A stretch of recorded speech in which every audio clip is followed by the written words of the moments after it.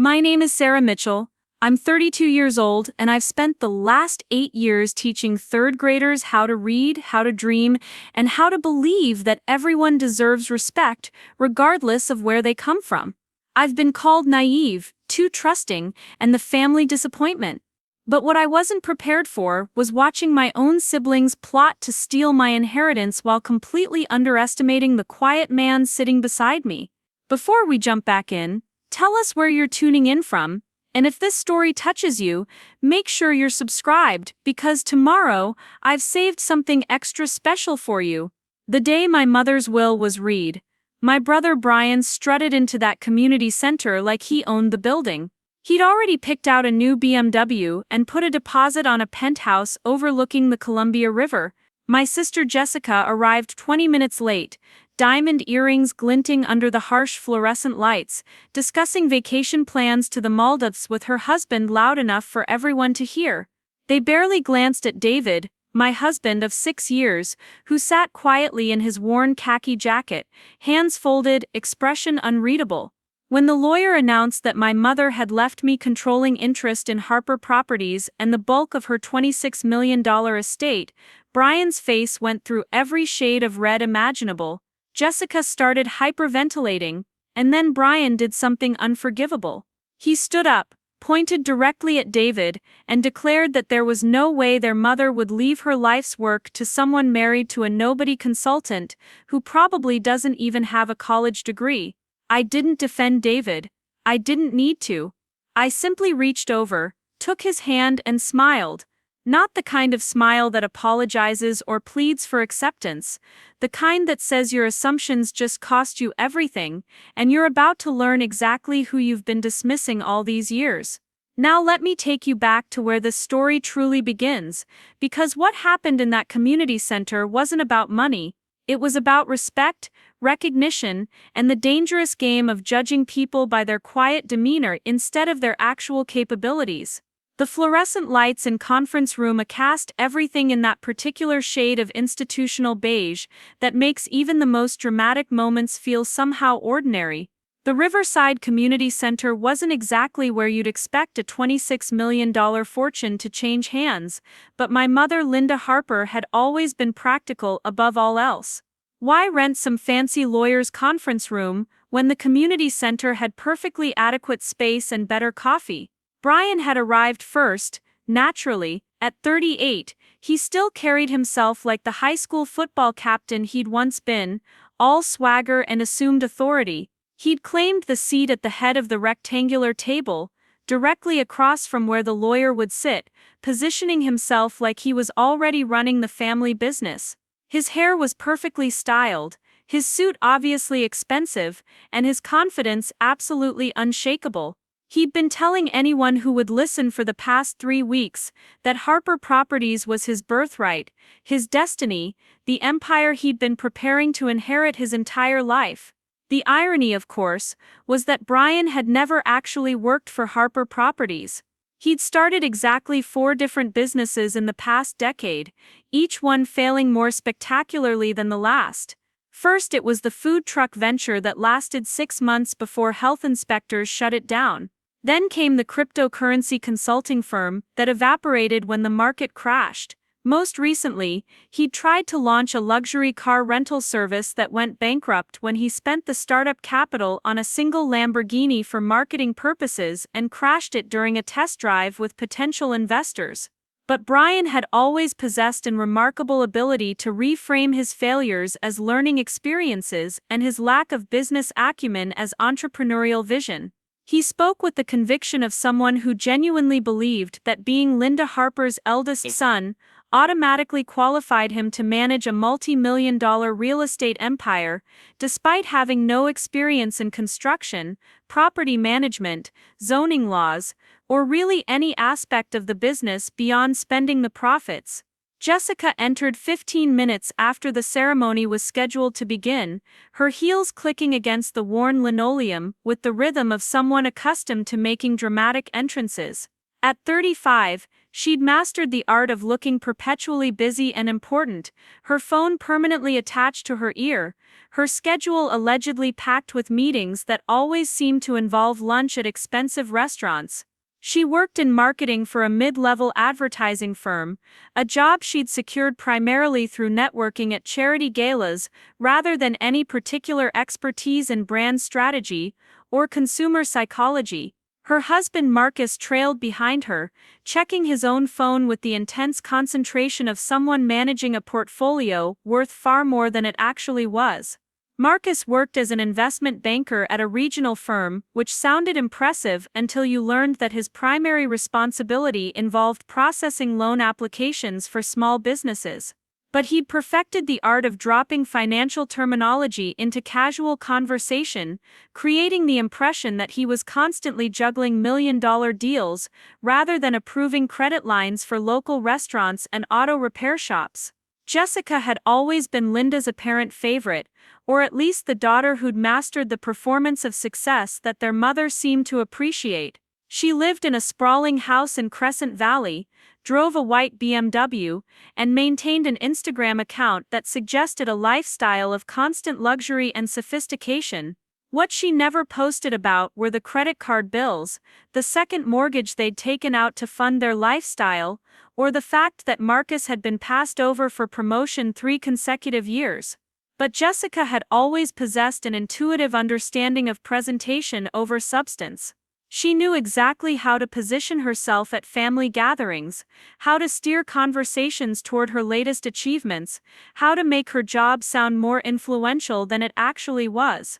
She'd convinced everyone, possibly including herself, that she was the natural heir to Linda's business acumen and social status. David and I were the last to arrive, not because we were making any kind of statement, but because I'd had to cover an extra hour at Cascade Community College, where I taught literacy classes for adult learners 3 evenings a week. David had picked me up directly from the classroom, still wearing his usual outfit of khaki pants, a navy blue polo shirt, and a jacket that had seen better years but was clean and pressed. He looked exactly like what he'd always told my family he was, a consultant who helped small businesses improve their operational efficiency. The truth was considerably more complex, but David had never been one to correct assumptions that worked in his favor. My family had never bothered to ask detailed questions about David's work. When we'd started dating 6 years ago, Jessica had immediately categorized him as beneath our family's social status. Brian had dismissed him as boring and irrelevant. Even my mother, who was generally more perceptive about people, had seemed content to accept David's modest presentation at face value. He didn't drive an expensive car, didn't wear designer clothes, didn't name drop or discuss investment strategies. He was polite, quiet, and apparently unambitious, which made him easy to overlook. What they'd never bothered to discover was that David's consulting work involved traveling to Portland several times a month to meet with clients who preferred discretion over publicity. His business cards listed his company as Mitchell Strategic Solutions, which sounded generic enough to discourage follow-up questions. Preparing and narrating this story took us a lot of time, so if you are enjoying it, subscribe to our channel. It means a lot to us. Now back to the story. His office was a small suite in a building that housed primarily accountants and insurance agents, nothing that would suggest the actual scope of his professional activities. David had built his career on being underestimated. He'd learned early that people revealed more when they assumed you weren't important enough to matter. Clients told him things they'd never share with consultants from prestigious firms. Employees spoke candidly about problems they'd carefully conceal from anyone they perceived as threatening. Competitors ignored him completely, which gave him access to information they'd never suspect he was gathering. But my family had never bothered to look beyond the surface presentation. To them, David was simply the guy Sarah had married, pleasant enough but clearly not from their world. They'd never asked about his education, his previous experience, or why a man with his apparent qualifications had chosen to work independently rather than joining an established firm. They'd never wondered why his phone rang frequently with calls he always took in private, or why he sometimes disappeared for entire weekends on mysterious business trips. The lawyer, Margaret Howell, was a woman in her early 50s who'd known our family for over 2 decades. She'd handled the legal aspects of Harper Properties' major acquisitions, navigated zoning disputes, and structured the business partnerships that had made my mother's fortune possible. Margaret had the kind of practical competence that inspired confidence, without requiring dramatic demonstrations. She wore a simple gray suit, carried a worn leather briefcase, and possessed the ability to explain complex legal concepts in language that normal people could understand. Margaret had been Linda's attorney, confidant, and occasionally her voice of reason during particularly challenging business negotiations. She understood the family dynamics, the unspoken tensions, and the assumptions that each of us had brought into that conference room. More importantly, she knew things about Linda's final months that none of us had suspected, decisions that had been made quietly and strategically while we'd all been focused on our own expectations. As Margaret opened her briefcase and arranged the documents that would reshape our family forever, I noticed David's posture change subtly. Not nervously, not defensively, but with the alertness of someone who understood that important information was about to be revealed. His expression remained neutral, but his attention became completely focused in a way that suggested professional rather than personal interest. Brian was already mentally redecorating the Harper Properties headquarters, planning the changes he'd implement as the new owner. Jessica was calculating how many investment properties she'd inherit and what kind of passive income they'd generate. Marcus was probably figuring out how to leverage the family wealth into his own financial portfolio. None of them were paying attention to David, which was exactly how he preferred it. Because while they'd been planning how to spend Linda's money, David had been quietly conducting his own analysis of Harper Properties' business model, financial structure, and competitive positioning, not because he'd expected to inherit anything, but because understanding businesses was what he did professionally, and he'd never been able to resist a puzzle. What none of us knew was that Linda had been conducting her own investigation during her final months, asking questions that had led her to discoveries that would fundamentally alter everything we thought we knew about our family, our inheritance, and the man sitting quietly beside me in that uncomfortable folding chair. Margaret cleared her throat, and the room fell silent. The moment we'd all been anticipating for 3 weeks was finally here. $26 million was about to be distributed, family relationships were about to be redefined, and assumptions that had shaped our dynamics for years were about to be completely overturned. But first, Margaret had some preliminary information to share, background details that Linda had specifically requested be disclosed before the actual will was read. Information about investigations that had been conducted, discoveries that had been made, and decisions that had been reached based on evidence that none of us had known existed. David's expression didn't change, but I felt his hand tighten slightly in mine, not with nervousness, but with recognition. Because while the rest of us had been assuming this ceremony would follow predictable patterns based on birth order and family status, David had suspected that Linda Harper was far too intelligent and strategic to make decisions based on such simple criteria, and he was absolutely right. Margaret opened the first document with the deliberate precision of someone who understood that the next few minutes would fundamentally alter the lives of everyone in the room. The paper crinkled slightly in the absolute silence as she adjusted her reading glasses and began to speak in the measured tone that had guided our family through decades of legal proceedings. Before we proceed with the formal reading of Linda Harper's last will and testament, Margaret began, Mrs. Harper specifically requested that I share certain findings from investigations she commissioned during her final 6 months. These investigations were conducted independently, without the knowledge of family members, and their results directly influenced the decisions outlined in her will. Brian shifted in his chair, his confident posture faltering slightly. Jessica's phone, which had been buzzing constantly with notifications, suddenly seemed forgotten in her lap. Marcus stopped scrolling through his own device and looked up with the sharp attention of someone who sensed that important financial information was about to be revealed. David remained perfectly still, but I felt the subtle change in his breathing that suggested focused concentration rather than casual interest.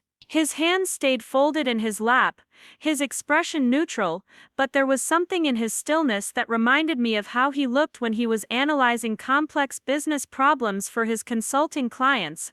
Mrs. Harper's first investigation, Margaret continued, concerned the financial activities of her eldest son Brian Harper over the past 5 years. This investigation revealed a pattern of financial mismanagement, fraudulent business practices, and deliberate deception regarding the true status of his various entrepreneurial ventures. The color drained from Brian's face so quickly that for a moment I thought he might actually faint.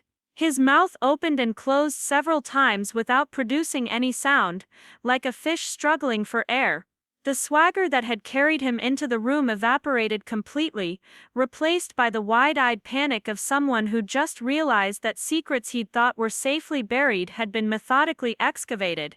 The investigation found that Brian has been operating under 3 different business licenses simultaneously, claiming bankruptcy protection for ventures that were actually profitable, and hiding assets from creditors through a complex network of shell corporations registered in his girlfriend's name.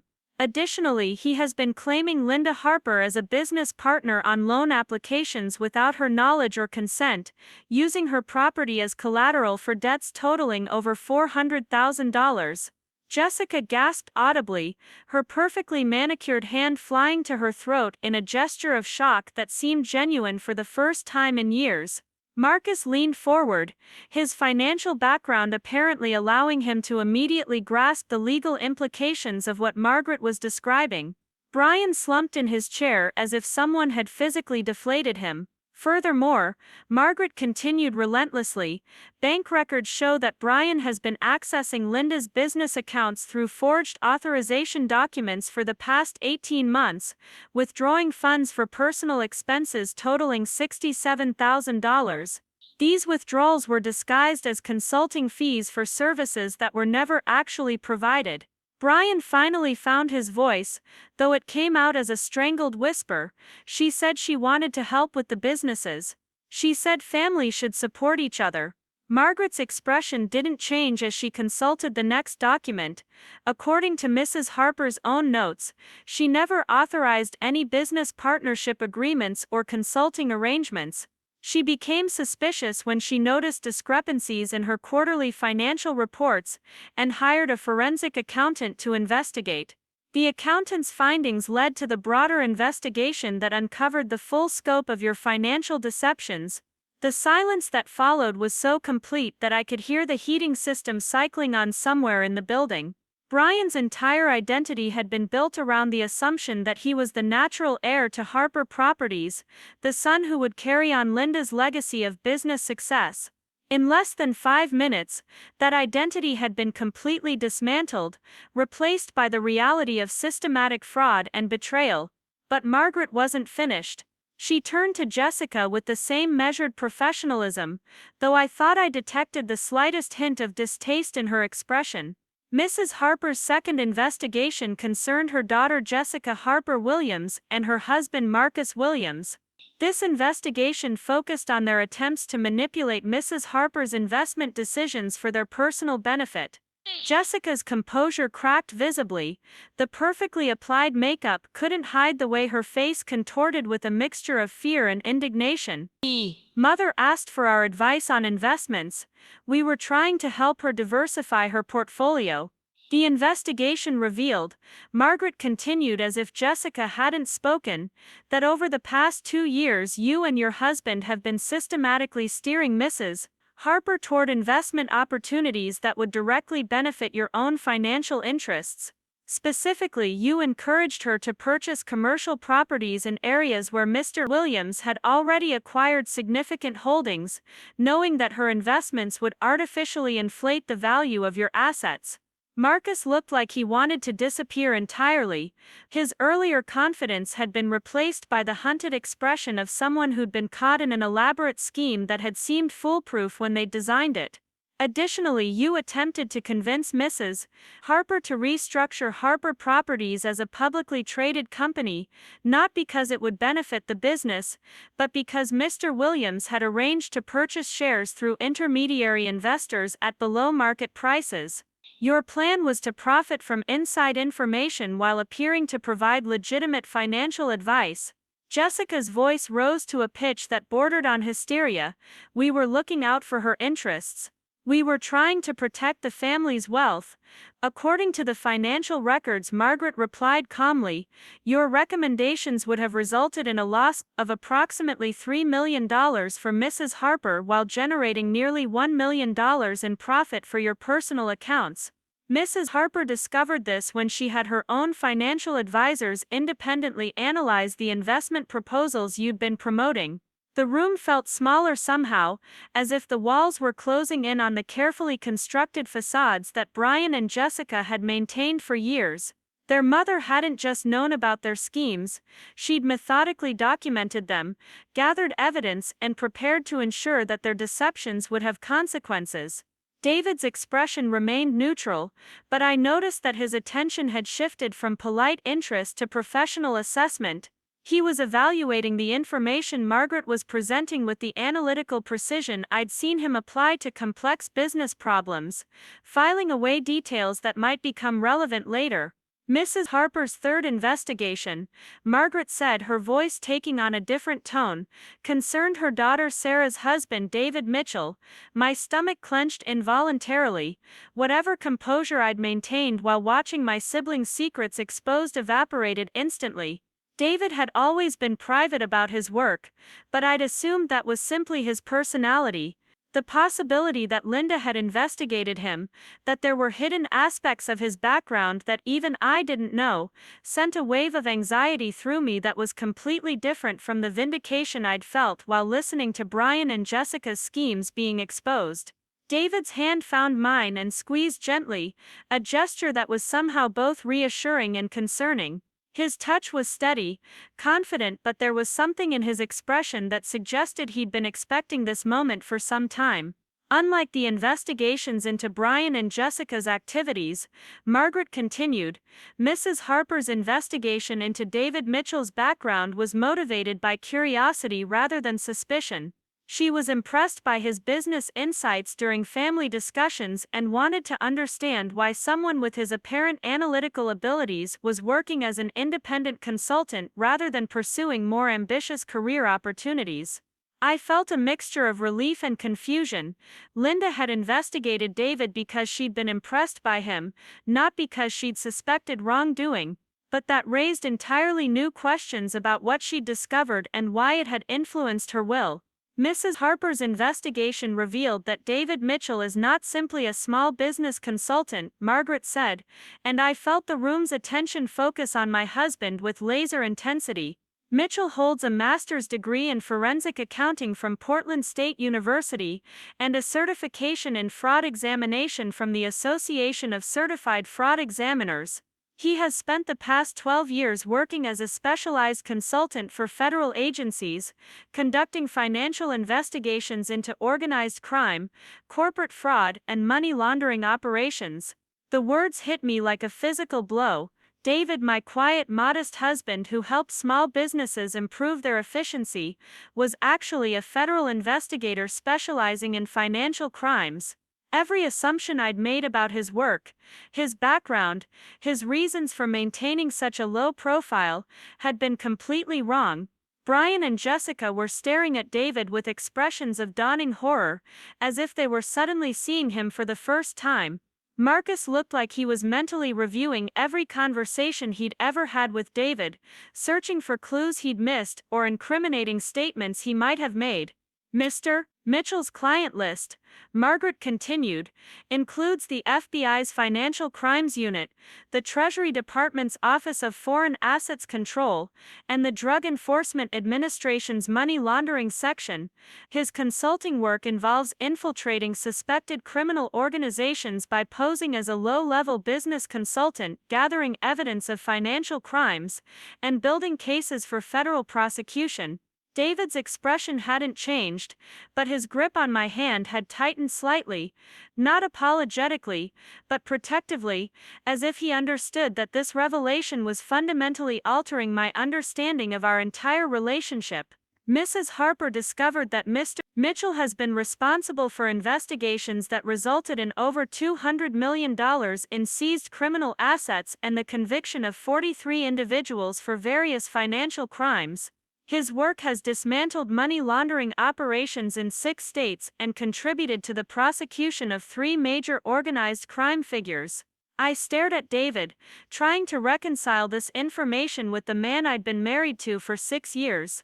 The quiet consultant who helped me grade papers in the evenings, who fixed our leaky faucet and remembered to buy flowers for my birthday, was apparently a federal investigator whose work involved taking down criminal organizations. Mrs. Harper also discovered, Margaret said, that Mr. Mitchell's decision to marry Sarah was not part of any investigation or professional assignment. Their relationship began before he was aware of the Harper family's business activities, and his subsequent observations of Brian and Jessica's behavior were purely coincidental. The relief I felt was immediately overwhelmed by a new wave of questions. If David had observed my siblings' fraudulent activities, why hadn't he said anything? How long had he known what they were doing? And what did any of this have to do with Linda's will? However, Margaret continued, approximately 8 months ago, Mrs. Harper approached Mr. Mitchell directly. She had begun to suspect that Brian and Jessica were engaging in fraudulent activities, and she wanted to consult with someone who had expertise in financial investigations. David spoke for the first time since the ceremony had begun, his voice calm and professional. Linda asked me to review some financial documents she was concerned about. I told her that I couldn't conduct any kind of formal investigation involving family members, but I could provide general guidance about red flags to look for. Mrs. Harper appreciated Mr. Mitchell's ethical position, Margaret said. She hired independent investigators to conduct the formal inquiries, but she continued to consult with Mr. Mitchell about the findings. His expertise helped her understand the full scope of the fraudulent activities and their potential legal consequences. Brian's voice cracked as he spoke. "You've been spying on us, you've been reporting to her about our private business." David's response was measured and completely without defensiveness. "I never reported anything to Linda about your activities. She discovered your fraud through her own investigations. I simply helped her understand what the evidence meant and what options she had for protecting herself legally." Mrs. Harper was particularly impressed, Margaret continued, by Mr. Mitchell's recommendation that she focus on protecting her legitimate business interests rather than pursuing criminal charges against family members. He advised her that prosecution would be emotionally devastating for everyone involved, but that she needed to take steps to prevent further financial harm. The revelation that David had actually protected Brian and Jessica from criminal prosecution, despite having full knowledge of their crimes, seemed to deflate their anger slightly. They were still facing the consequences of their actions, but those consequences apparently could have been much worse. Mrs. Harper's final investigation, Margaret said, involved a comprehensive analysis of Harper Properties' business operations, conducted with Mr. Mitchell's assistance. This analysis revealed opportunities for growth and expansion that could potentially double the company's value within 5 years, but only if the business was managed by someone with both ethical standards and sophisticated financial expertise. The pieces were starting to come together, though the full picture remained unclear. Linda had discovered that Brian and Jessica were actively defrauding her, while David possessed exactly the skills needed to protect and grow her business. But the implications of these discoveries for the actual inheritance remained a mystery. 3 months ago, Margaret said, Mrs. Harper asked Mr. Mitchell a hypothetical question. If he were tasked with ensuring the long-term success and ethical operation of Harper Properties, how would he approach that responsibility? David's answer, when he provided it, was delivered in the same calm tone he'd used throughout the revelations. I told Linda that the most important factor would be having someone in charge who understood both the business fundamentals and the legal obligations. Someone who could make decisions based on evidence rather than assumptions, and who had no personal interest in using the business for individual profit. Mrs. Harper found that answer very persuasive, Margaret said, particularly because Mr. Mitchell made it clear that he personally had no interest in managing Harper Properties. His federal consulting work provided both intellectual satisfaction and financial stability, and he preferred to avoid conflicts of interest that could compromise his professional integrity. The irony was becoming apparent. David's complete lack of interest in Harper Properties had made him the perfect candidate to ensure its ethical management. His expertise in financial crimes had prepared him to prevent exactly the kind of fraud that Brian and Jessica had been attempting. And his marriage to me had given Linda a way to keep the business within the family while ensuring it would be managed competently. Which brings us, Margaret said, to the specific provisions of Linda Harper's last will and testament. The moment we'd all been anticipating for weeks had finally arrived, but the context was completely different from what any of us had expected. Brian and Jessica were facing the consequences of systematic fraud, rather than celebrating anticipated inheritances. David had been revealed as a federal investigator, rather than a modest consultant. And I was about to learn whether my mother's discoveries had influenced her decisions about the family's financial future. Margaret opened the final document, the actual will that would determine how $26 million would be distributed, and who would control the business empire that Linda had spent 30 years building. The room was completely silent, except for the sound of papers rustling, and the barely audible hum of fluorescent lights overhead. Outside the windows, the Columbia River continued its steady flow toward the Pacific, indifferent to the human drama unfolding in Conference Room A. Inside, 4 people waited to learn how their lives would be changed by decisions made by a woman who had understood them better than they'd understood themselves. Margaret's hands moved to the sealed envelope that would contain Linda's actual will, but she paused before opening it. Her eyes scanning the faces around the table with the measured assessment of someone who understood that the revelations she'd already shared were merely the foundation for what was to come. Before we proceed to the distribution of assets, Margaret said, I need to explain why Mrs. Harper's will differs significantly from the version she filed 18 months ago. The changes were made not in response to family conflicts or personal grievances, but based on evidence of systematic attempts to manipulate her estate planning for fraudulent purposes. The weight of those words settled over the room like a heavy blanket. Brian had gone completely pale, his earlier bravado replaced by the hollow-eyed stare of someone watching his entire future crumble in real time. Jessica's hands were trembling as she reached for her water glass, the perfectly composed facade she'd maintained for years finally beginning to crack under the pressure of exposure. Mrs. Harper discovered that her original will had been accessed and copied without authorization, Margaret continued. Someone had been providing detailed information about her estate planning to third parties, information that was being used to structure fraudulent schemes designed to maximize personal benefit from her death. The implications hit me like a physical blow. Someone in our family hadn't just been stealing from Linda while she was alive, they'd been actively planning to profit from her death, using insider knowledge about her estate to position themselves advantageously.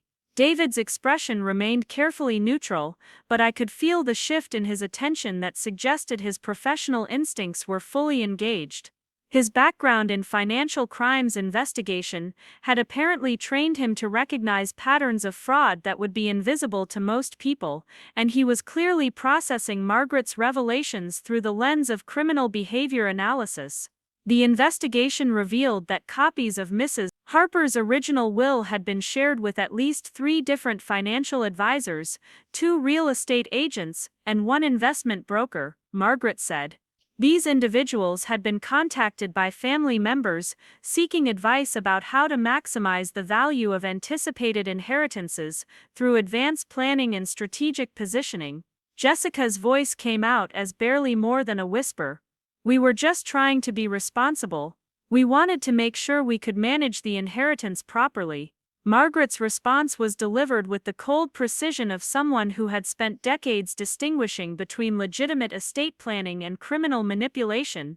Mrs. Harper's financial advisors determined that the strategies being proposed would have resulted in significant tax penalties and legal complications that would have reduced the overall estate value by approximately $4 million. The proposed structures were designed to benefit individual family members at the expense of the estate's long-term stability.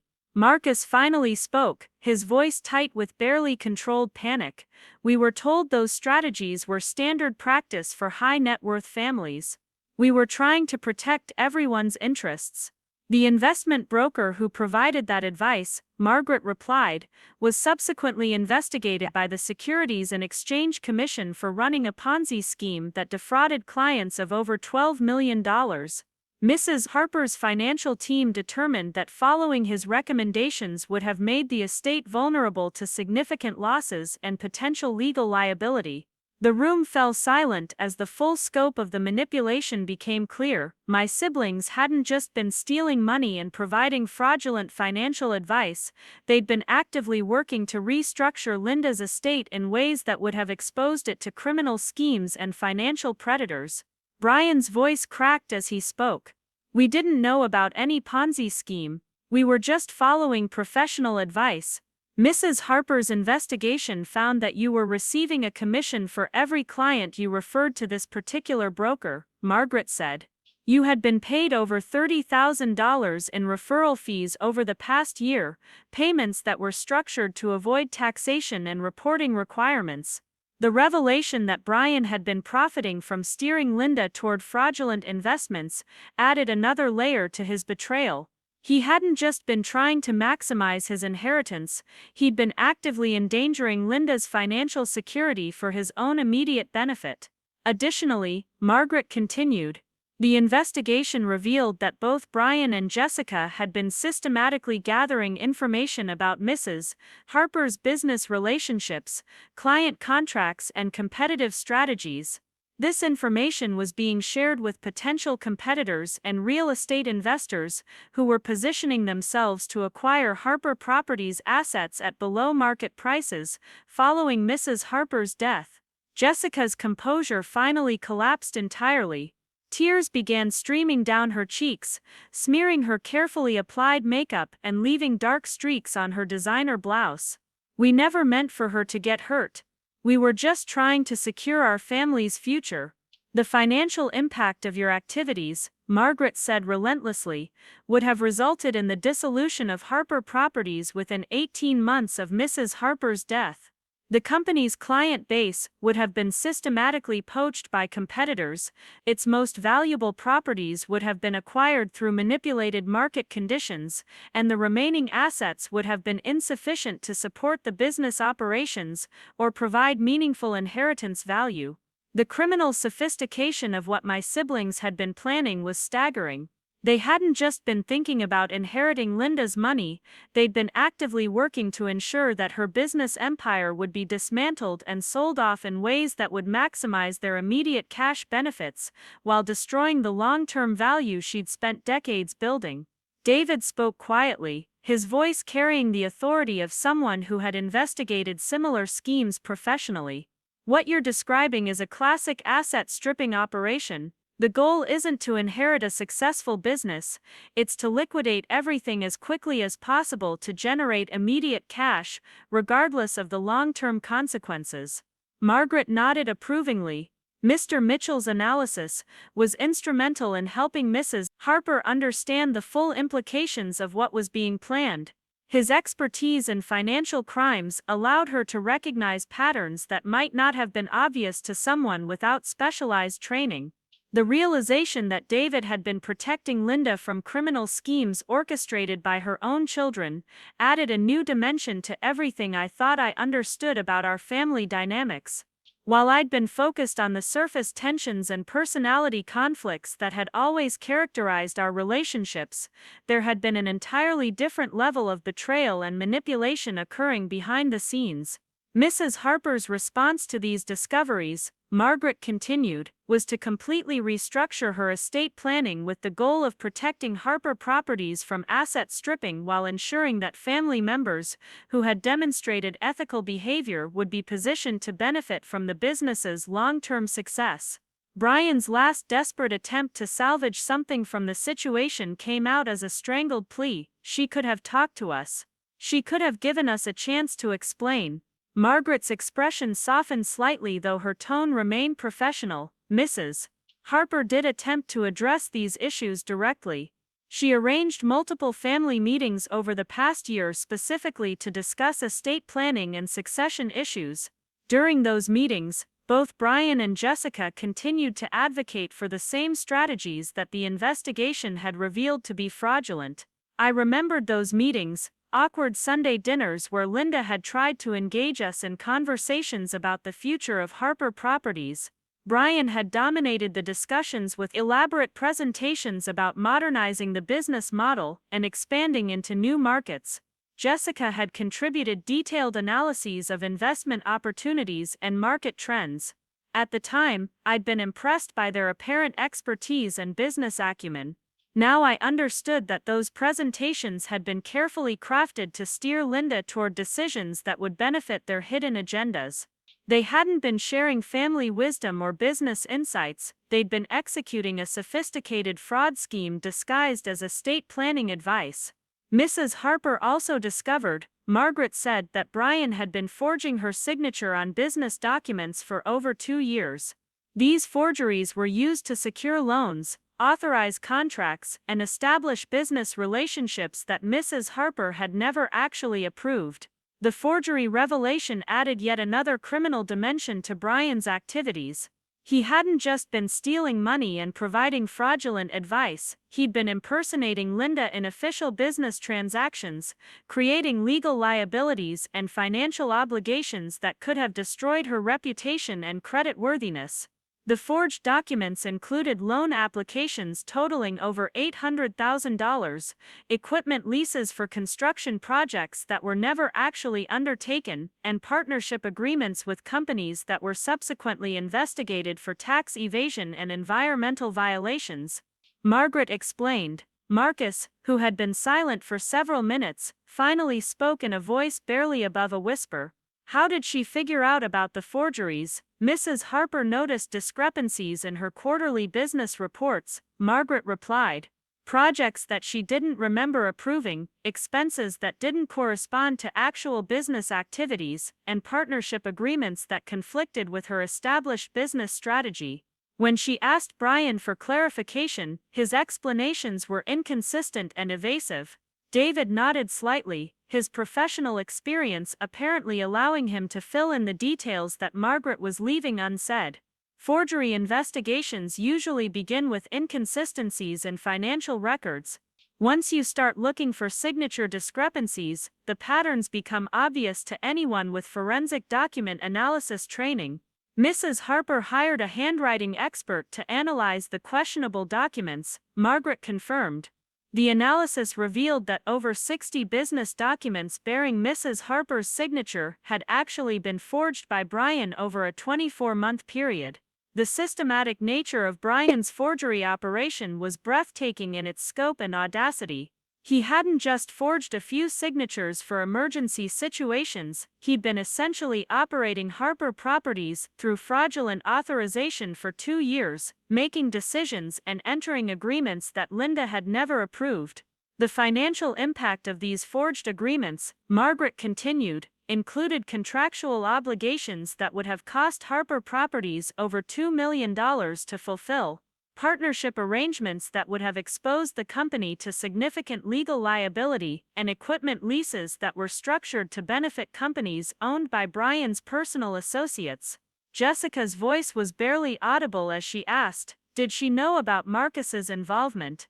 Margaret consulted another document before responding. Mrs. Harper's investigation revealed that Mr. Williams had provided Brian with detailed financial analysis and legal guidance for structuring the fraudulent agreements.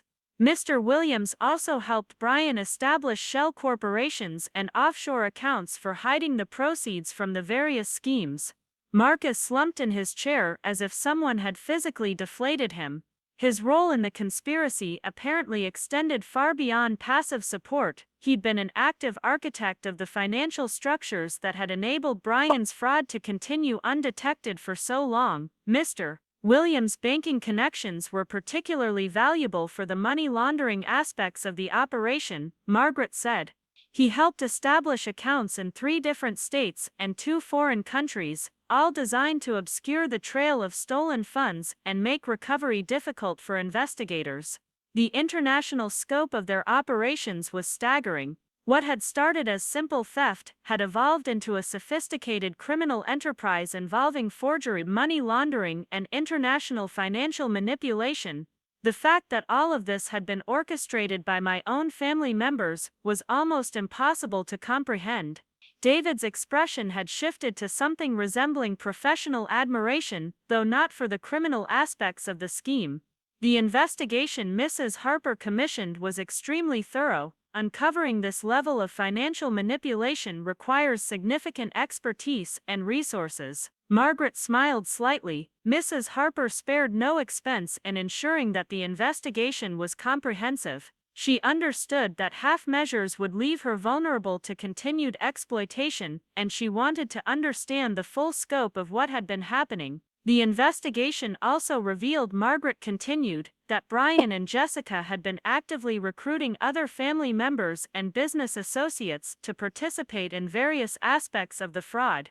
They had been using Harper Properties' reputation and Mrs. Harper's personal relationships to legitimize their criminal activities. The realization that my siblings had been using Linda's good name and business relationships to facilitate their crimes added another dimension of betrayal to the situation. They hadn't just been stealing from her personally, they'd been corrupting the professional relationships and community standing that she'd spent decades building. Several of Harper Properties' longtime business partners reported receiving unusual requests for information and assistance from Brian and Jessica, Margaret explained. These requests involved access to confidential client information, advance notice of property acquisitions, and preferential treatment for investment opportunities. Jessica wiped her eyes with a tissue that was already soaked with mascara and tears. We thought we were protecting the family business. We thought we were ensuring its success.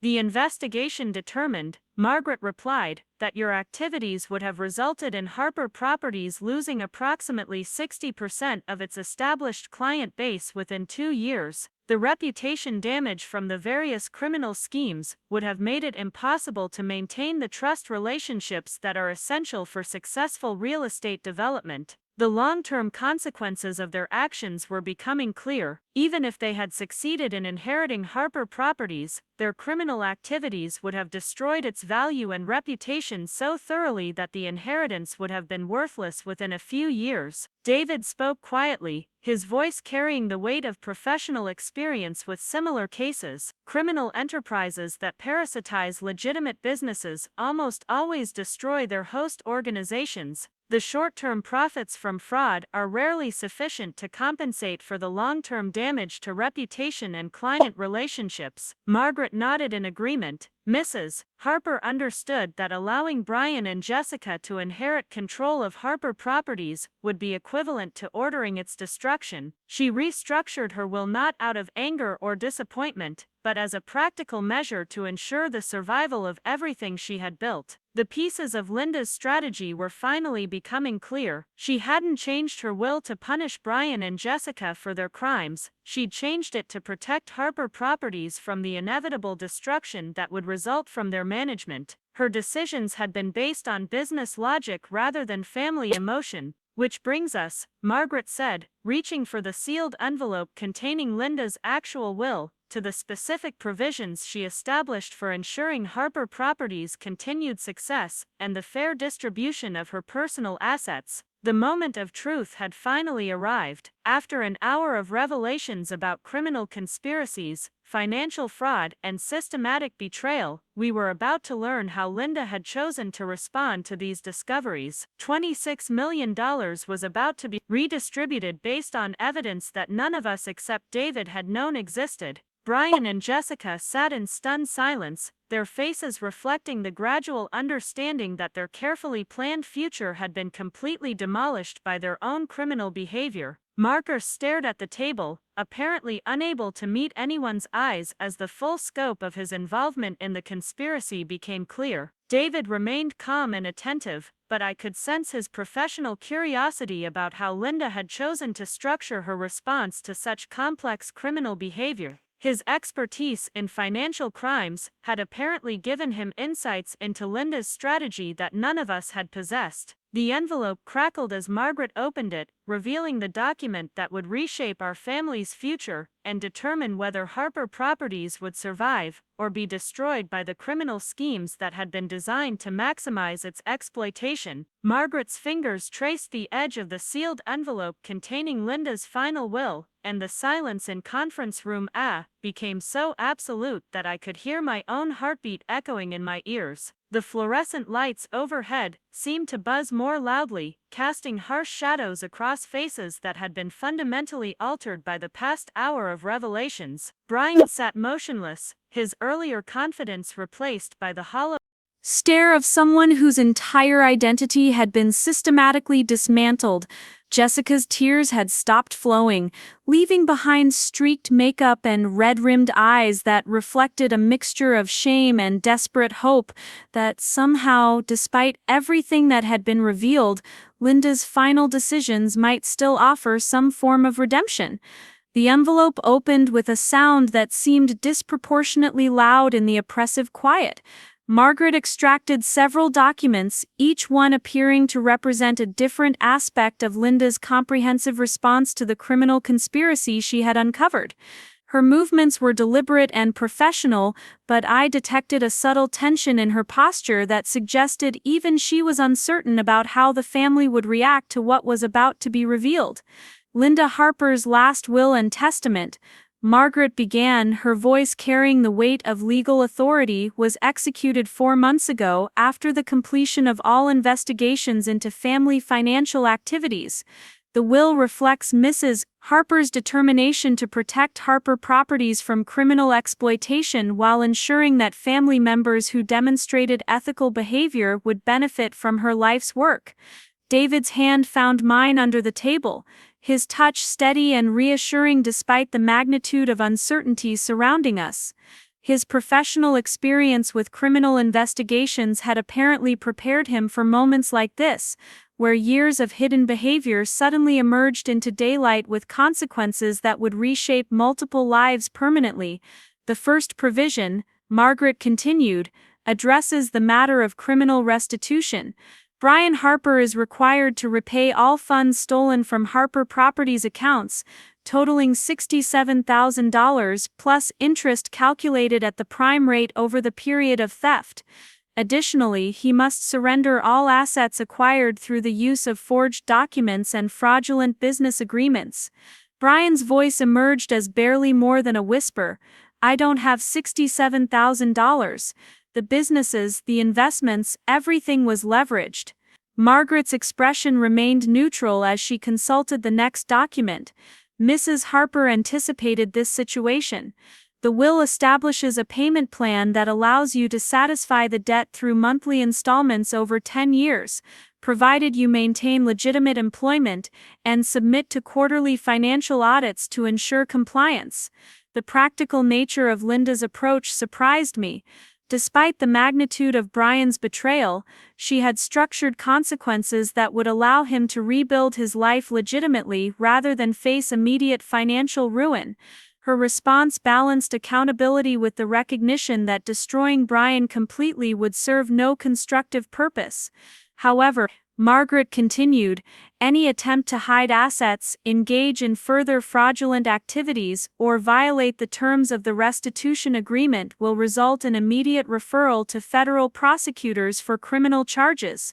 Mrs. Harper documented sufficient evidence to support prosecution for wire fraud, money laundering, and identity theft, charges that could result in significant prison time. The threat of criminal prosecution hung over Brian like a sword suspended by a thread. Linda had given him an opportunity to make amends, but that opportunity came with absolute requirements for honesty and accountability. His future would depend entirely on his willingness to abandon the criminal behavior that had defined his relationship with money and family for years. Jessica Harper Williams and Marcus Williams, Margaret said, turning her attention to my sister and brother-in-law, are subject to similar restitution requirements for their roles in the conspiracy. Additionally, they are permanently prohibited from any involvement in Harper Properties' business operations or decision-making processes. Jessica's voice cracked as she spoke. What about the inheritance? What about our share of the estate? Margaret's pause before responding seemed to stretch for an eternity. Mrs. Harper's will recognizes that you and Marcus violated the fundamental trust that underlies family relationships. Your inheritance consists of a one-time payment of $50,000 each, funds that are intended to provide temporary financial stability while you rebuild your lives through legitimate means. The number hit Jessica like a physical blow. $50,000 represented less than 2% of what she had expected to inherit, a sum that would barely cover her credit card debt and mortgage payments for a few months. The lifestyle she had been maintaining through fraud and manipulation would be completely unsustainable without the massive inheritance she had been counting on. Marcus finally looked up from the table, his face reflecting the gradual understanding that his career in investment banking would likely be destroyed when the details of his involvement in money laundering became known to his employer and professional licensing boards. Can we appeal this? Can we contest the will? Margaret's response was delivered with the cold precision of someone who had anticipated this exact question. Mrs. Harper's will was prepared with full knowledge that it might face legal challenges. The documentation supporting her decisions includes sworn affidavits from forensic accountants, handwriting experts, federal investigators, and multiple witnesses to your criminal activities. Any legal challenge would result in the public disclosure of evidence that would likely lead to criminal prosecution. The trap Linda had constructed was elegant in its completeness. Brian, Jessica, and Marcus could accept the limited consequences outlined in the will, or they could challenge her decisions and face the possibility of federal prison sentences. Their criminal behavior had eliminated any middle ground between grudging acceptance and complete destruction. The bulk of Linda Harper's estate, Margaret continued, including Harper Properties' all real estate holdings, investment accounts, and personal assets, has been placed in a trust structure designed to ensure the company's continued success and ethical operation. The moment I had been dreading and anticipating simultaneously had finally arrived. After everything that had been revealed about my siblings' criminal behavior and David's hidden expertise, I was about to learn what role Linda had envisioned for us in the empire she had spent 30 years building. Sarah Mitchell, Margaret said, looking directly at me, has been named as the primary beneficiary of the Harper Trust, with full authority over all business decisions and asset management. However, the trust structure includes specific requirements designed to ensure that Harper Properties operates according to the ethical standards that Mrs. Harper maintained throughout her career. The responsibility was overwhelming. Linda had entrusted me with a $26 million business empire, but she had also established expectations that would require me to maintain the reputation and relationships she had built over decades. The inheritance wasn't just money, it was a legacy that would define my life's work going forward. The trust requires, Margaret continued, that Sarah Mitchell work in partnership with a qualified financial advisor who has demonstrated expertise in business management and ethical decision-making. Mrs. Harper specifically recommended that this advisor be someone with experience in preventing and detecting financial crimes. David's role in Linda's strategy was becoming clear. She hadn't just investigated his background out of curiosity, she had been evaluating his qualifications to help protect Harper Properties from the kind of criminal exploitation that Brian and Jessica had been planning.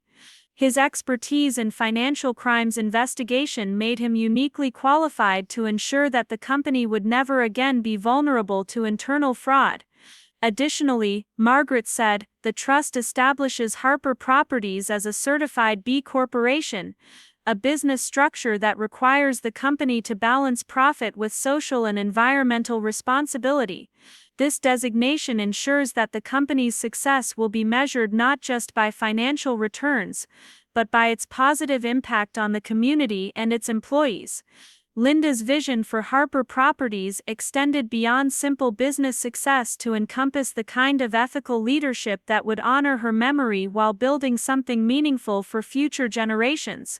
The B Corporation structure would require me to consider the broader implications of every business decision, ensuring that profit would never come at the expense of integrity or community welfare.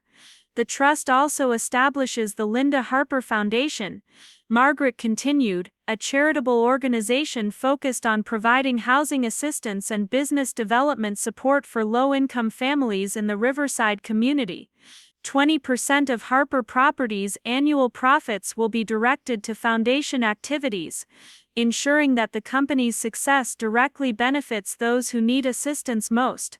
The foundation represented Linda's recognition that her wealth carried responsibilities beyond personal and family benefit. She had structured her legacy to ensure that Harper Properties would serve as a force for positive change in the community that had supported her business success over the years. David spoke quietly, his voice reflecting professional appreciation for the comprehensive nature of Linda's planning. This structure creates multiple accountability mechanisms that would make it virtually impossible for anyone to exploit Harper Properties for personal gain without detection. Margaret nodded approvingly. Mrs. Harper designed the trust specifically to prevent the kind of criminal activity that Brian and Jessica had been planning. The B Corporation requirements, foundation obligations, and mandatory financial oversight create transparency that would immediately expose any attempts at fraud or manipulation. The elegance of Linda's solution was remarkable.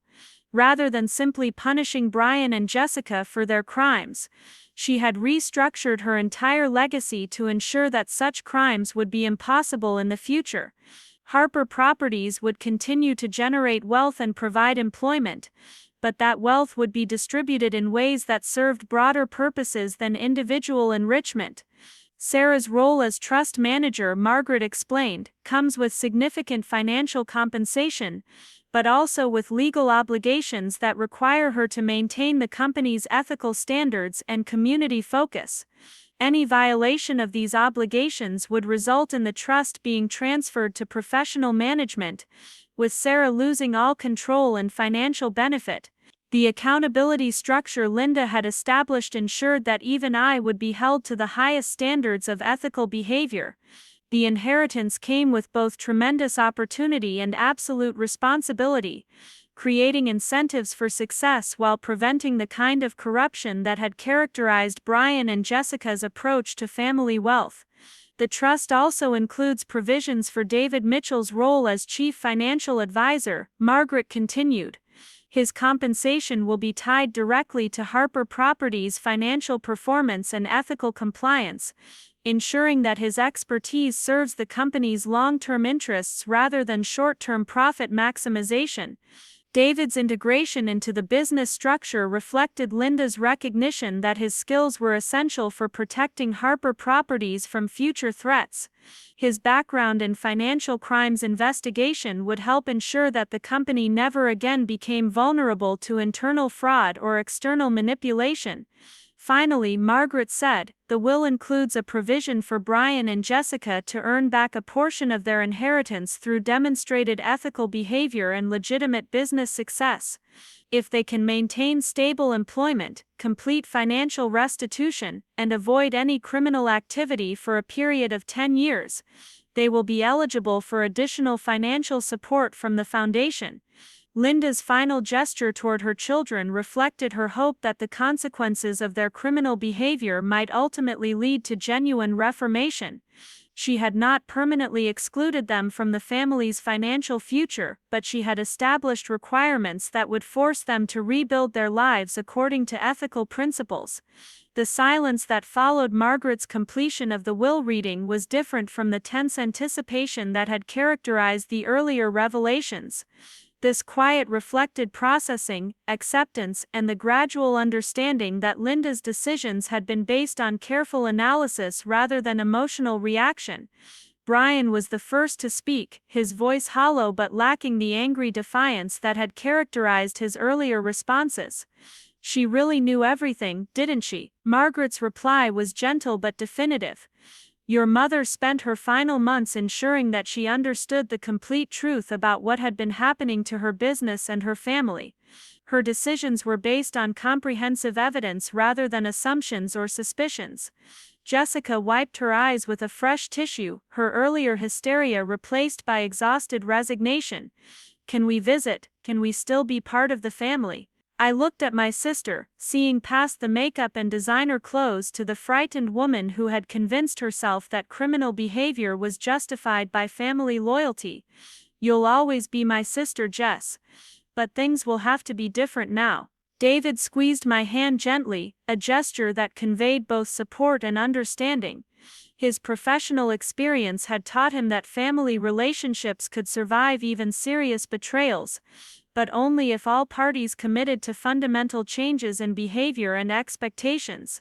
"The trust documents," Margaret said, "include detailed instructions for implementing the new business structure and foundation activities. Sarah and David, you'll need to meet with Harper Properties' management team within the next 2 weeks to begin the transition process." The practical aspects of inheriting a $26 million business empire were beginning to sink in. Within a matter of days, I would transition from teaching elementary school children to managing construction projects, real estate developments, and community investment programs.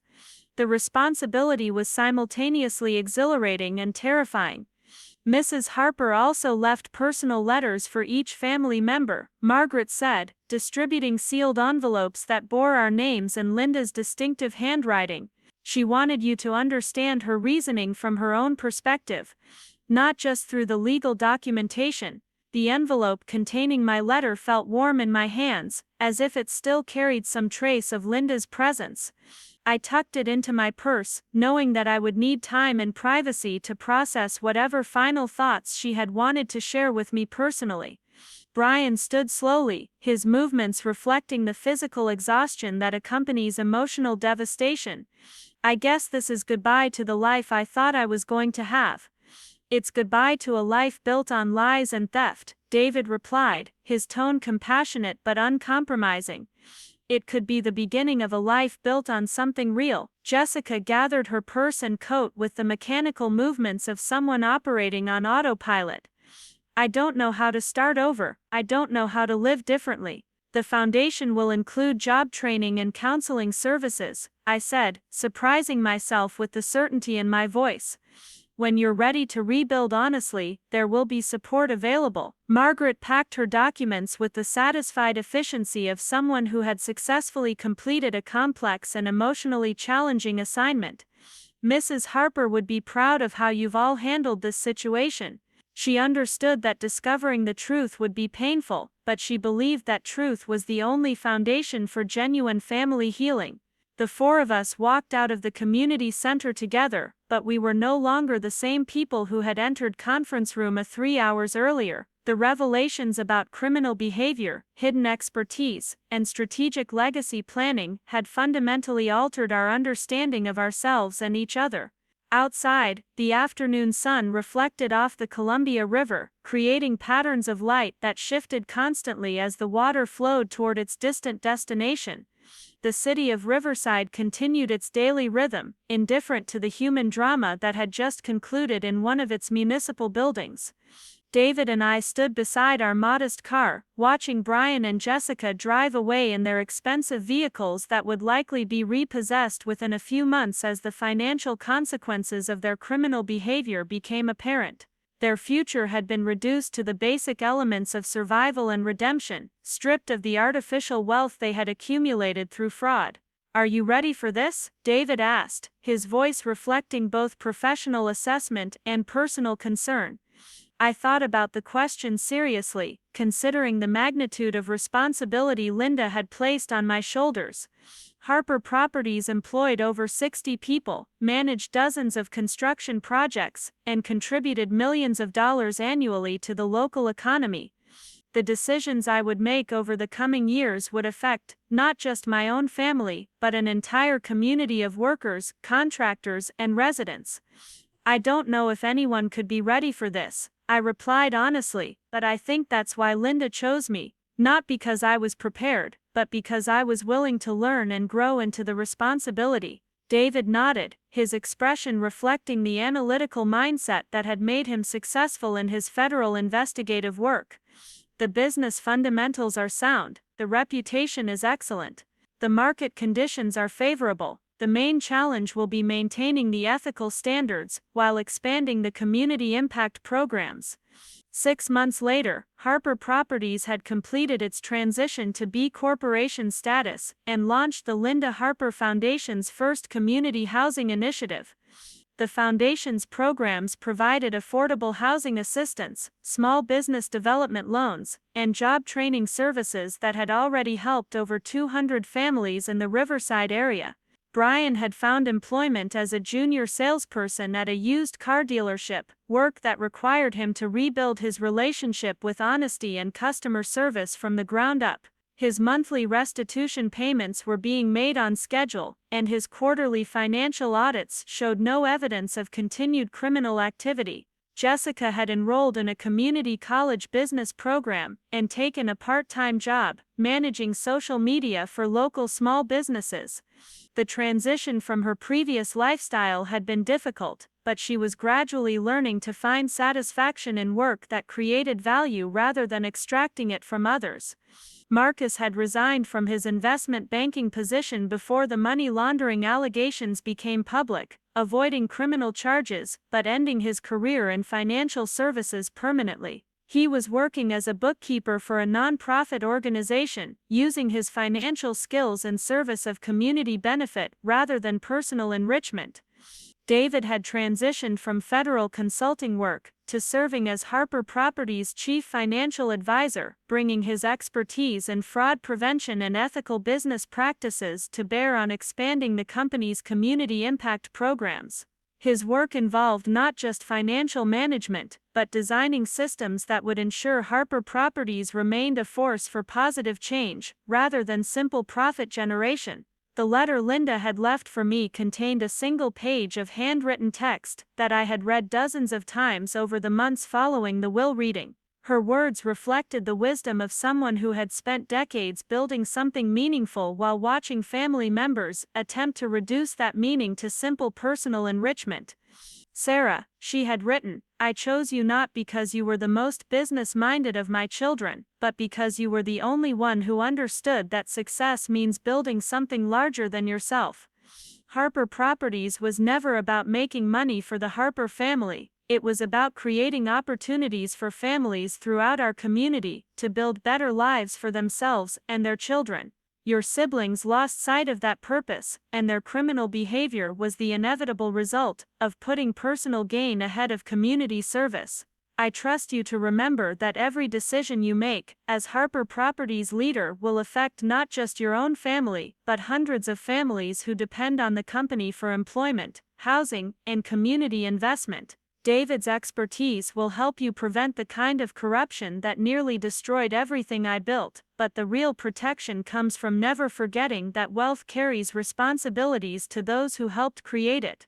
Use Harper Properties to honor the people who made its success possible, and you will build something that lasts far beyond any individual lifetime. The final paragraph of Linda's letter had become the guiding principle for every decision I made as Harper Properties leader. Remember that the greatest inheritance I can leave you is not money, but the opportunity to discover what you can build when you focus on serving others, rather than enriching yourself. That discovery will be worth more than any amount of money, and it will create a legacy that your own children can be proud to inherit. Standing in the conference room where my life had been fundamentally altered by the revelation of family betrayals and hidden strengths, I understood that Linda's true gift had not been the $26 million business empire, but the opportunity to transform that empire into something that honored the community values she had always maintained, despite the criminal schemes that had surrounded her final years. Harper Properties continued to grow and prosper, but its success was measured not just in financial returns, but in the number of families who found stable housing, the number of small businesses that received development support, and the number of community members who gained access to opportunities that had previously been beyond their reach. The story that had begun with family betrayal and criminal conspiracy had evolved into something entirely different, a testament to the possibility that even the most devastating revelations about human behavior could be transformed into opportunities for building something meaningful and lasting.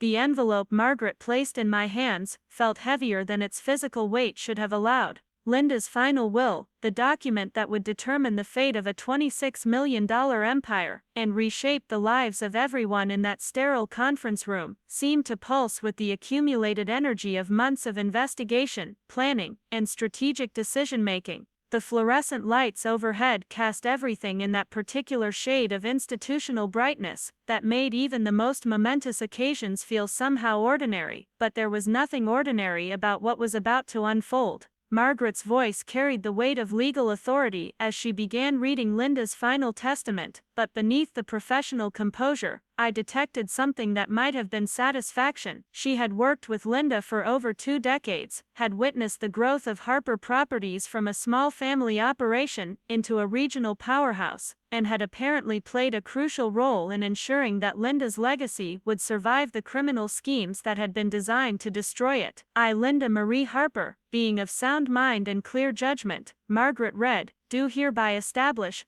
this final testament, with full knowledge of the criminal activities that have been perpetrated against my business and my family by individuals who should have been trusted guardians of our shared heritage. The words struck the room like physical blows. Linda's will wasn't just a distribution of assets, it was a formal acknowledgement of betrayal and a strategic response to criminal behavior. She had understood exactly what Brian and Jessica had been planning, and she had crafted her final wishes accordingly. To my son Brian Harper, Margaret continued, who has systematically stolen from Harper Properties accounts, forged my signature on legal documents, and conspired to defraud the business I spent 30 years building, I leave the opportunity for redemption through honest work and genuine accountability. Brian's face had gone completely white, his earlier bravado replaced by the hollow stare of someone watching his entire future collapse in real time. The inheritance he had been counting on, the business empire he had assumed would become his personal ATM, was being revealed as nothing more than a fantasy built on criminal delusions. Brian will receive no monetary inheritance, Margaret read, but he will be given the chance to repay his debts to Harper Properties through a structured restitution program that includes employment assistance, financial counseling, and legal guidance for transitioning to legitimate business practices. The practical nature of Linda's approach surprised me.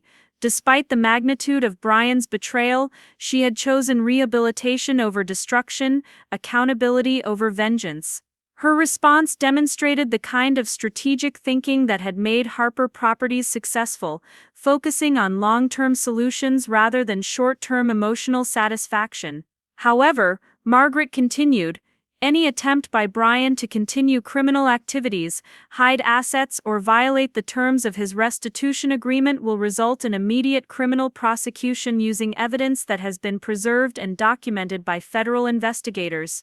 David's expertise had apparently been crucial in ensuring that Linda's mercy would be balanced with absolute accountability. The restitution program offered Brian a path toward legitimate redemption, but that path came with surveillance and consequences that would make further criminal behavior impossible. To my daughter Jessica Harper Williams and her husband Marcus Williams, Margaret Red, who have attempted to manipulate my investment decisions for their personal benefit and have conspired to structure my estate in ways that would facilitate systematic asset stripping following my death, I leave a similar opportunity for redemption through honest acknowledgement of their crimes and commitment to legitimate business practices. Jessica's perfectly applied makeup could no longer conceal the tears streaming down her cheeks. The lifestyle she had been maintaining through fraud and manipulation, the expensive house and luxury cars and designer clothes, would all become unsustainable without the massive inheritance she had been counting on to fund her continued deception. Jessica and Marcus will each receive a one-time payment of $25,000, Margaret continued, funds that are intended to provide temporary stability while they transition to legitimate employment and begin the process of making amends for their criminal behavior. The amount was generous enough to prevent immediate destitution but small enough to force fundamental changes in their lifestyle and priorities. Linda had calculated exactly how much support was necessary to enable rehabilitation without rewarding criminal behavior. Additionally, Margaret Red, Jessica and Marcus are permanently prohibited from any involvement in Harper Properties' business operations, and any attempt to influence company decisions or access confidential business information will result in immediate legal action. The prohibition ensured that Harper Properties would be protected from future manipulation while acknowledging that Jessica and Marcus had forfeited any right to participate in the business they had tried to exploit for personal gain. To my daughter Sarah Mitchell, Margaret said, her voice taking on a warmer tone as she reached the heart of Linda's final testament, who has demonstrated integrity, compassion, and genuine commitment to community service throughout her adult life, I entrust the continuation of everything I have built. The moment I had been anticipating and dreading simultaneously had finally arrived. The responsibility Linda was placing on my shoulders was staggering in its scope and implications. Harper Properties wasn't just a business, it was an institution that provided employment for dozens of families, housing for hundreds of residents, and economic stability for the entire Riverside community. Sarah will inherit complete ownership of Harper Properties, Margaret continued, including all real estate holdings, construction equipment, client contracts, and business relationships, with an estimated total value of $21 million. The number was larger than I had imagined possible. Linda's business empire had grown far beyond what most people in the community realized, encompassing not just local construction projects but regional development initiatives and long-term investment partnerships that generated substantial ongoing revenue. However, Margaret Red, this inheritance comes with specific obligations designed to ensure that Harper Properties continues to serve the community rather than simply enriching individual family members. Linda's strategic thinking was becoming apparent. She hadn't just given me a business, she had structured the inheritance to ensure that the business would maintain the values and priorities that had made it successful over the decades. Sarah will establish Harper Properties as a certified B Corporation, Margaret continued, a business structure that requires the company to balance profit generation with social responsibility and environmental stewardship. This designation will ensure that all business decisions consider their impact on employees, customers, and the broader community. The B Corporation requirement represented Linda's recognition that sustainable business success required accountability to stakeholders beyond shareholders. Harper Properties would be legally obligated to consider the welfare of its employees, the environmental impact of its projects, and the long-term health of the community it served. Additionally, Margaret Red, Sarah will establish the Linda Harper Community Foundation, a charitable organization that will receive 30% of Harper Properties' annual profits. The foundation will focus on affordable housing development, small business support, and educational opportunities for low-income families in the Riverside area. The foundation represented Linda's vision for ensuring that Harper Properties' success would directly benefit those who needed assistance most. Rather than simply accumulating wealth for family members, the business would serve as a mechanism for addressing community challenges and creating opportunities for economic advancement. To ensure the effective management of both Harper Properties and the Linda Harper Foundation, Margaret continued, Sarah will work in partnership with David Mitchell, who will serve as Chief Financial Officer and Strategic Advisor for both organizations. David's integration into Linda's plan reflected her recognition that his expertise in financial crimes investigation and ethical business practices would be essential for protecting Harper Properties from future exploitation while ensuring that the foundation's activities achieved maximum community impact. David's compensation will be tied directly to the performance of both organizations, Margaret read, creating incentives for long-term success rather than short-term profit maximization. His role will include oversight of all financial operations, implementation of fraud prevention systems, and coordination with federal agencies to ensure complete compliance with all legal and ethical requirements. The compensation structure Linda had designed would align David's financial interests with the long-term health of Harper Properties and the foundation, preventing the kind of short-sighted decision-making that had characterized Brian and Jessica's approach to family wealth. Furthermore, Margaret continued, the inheritance includes Linda's personal estate valued at approximately $5 million, including her home, investment accounts, and personal property. These assets will provide Sarah and David with financial security while they transition to their new responsibilities. The personal inheritance would eliminate the financial pressure that might otherwise force rushed decisions about Harper Properties' operations. Linda had ensured that we would have the resources necessary to focus on long-term strategic planning rather than immediate revenue generation. The will also establishes specific protections against future criminal exploitation, Margaret read. All Harper Properties financial operations will be subject to quarterly audits by independent accounting firms, and any evidence of fraud or financial manipulation will result in immediate referral to federal prosecutors. Linda's experience with Brian and Jessica's criminal behavior had taught her that family businesses were particularly vulnerable to internal fraud. The audit requirements would create transparency that would make such crimes virtually impossible to conceal or sustain.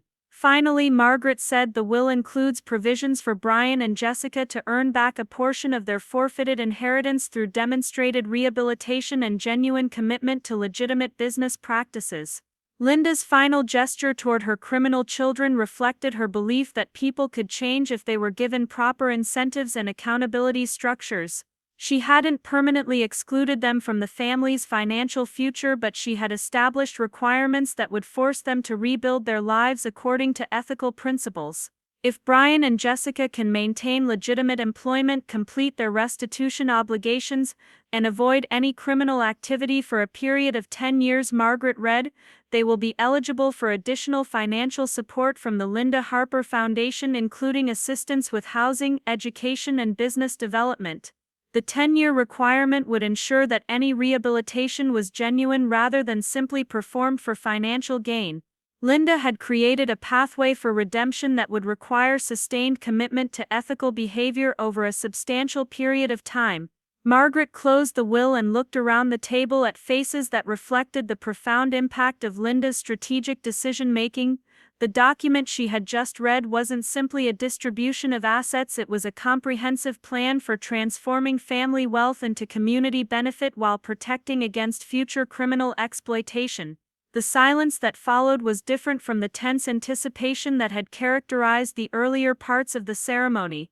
This quiet reflected processing, acceptance, and the gradual understanding that Linda's decisions had been based on careful analysis of each family member's character and capabilities rather than traditional inheritance expectations. Brian was the first to speak, his voice hollow but lacking the angry defiance that had characterized his earlier responses. She really understood what we were doing, didn't she? She knew everything.